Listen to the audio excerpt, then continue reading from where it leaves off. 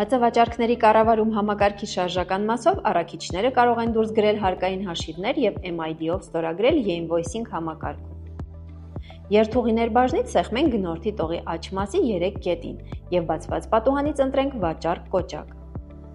Փաստաթղթում ապրանքներ ավելացնելու համար սեղմենք ներքևից ձախ մասի ավելացնել կոճակը։ Լրացնենք վաճառվող ապրանքների քանակները և սեղմենք ավելացնել։ Վաճառք փաստաթուղթը e-invoicing արտահանելու համար գործիքների վահանակից սեղմենք արտահանել հարկային ծրագիր կոճակը։ Բացված պատուհանում հավաքենք մուտքի տվյալները։ Սեղմենք հաստատել, որից հետո վաճառքը կարտահանվի e-invoicing համակարգ։ Ապա հիշել և ուղարկել հրամանով փաստաթուղթը ուղարկենք գրասենյակային մաս։ Փաստաթուղթը ստորագրելու համար վաճառքներ բաժնից բացենք այն, գործիքների վահանակից սեղմենք ստորագրել։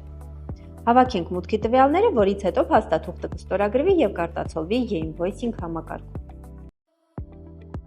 Հացավաճառքների կառավարում համակարգի շարժական մասով առաքիչները կարող են դուրս գրել հարկային հաշիվներ և MID-ով ստորագրել e-invoicing համակարգում։ Երթուղիներ բաժնից սեղմենք գնորդի տողի աջ մասի 3 կետին և բացված պատուհանից ընտրենք վաճառք կոճակ։ Փաստաթղթում ապրանքներ ավելացնելու համար սեղմենք ներքևից ձախ մասի ավելացնել կոճակը։ Լրացնենք վաճառվող ապրանքների քանակները և սեղմենք ավելացնել։ Վաճառք փաստաթուղթը e-invoicing արտահանելու համար գործիքների վահանակից սեղմենք արտահանել հարկային ծրագիր կոճակը։ Բացված պատուհանում հավաքենք մուտքի տվյալները։ Սեղմենք հաստատել, որից հետո վաճառքը կարտահանվի e-invoicing համակարգ։ Ապա հիշել և ուղարկել հրամանով փաստաթուղթը ուղարկենք գրասենյակային մաս։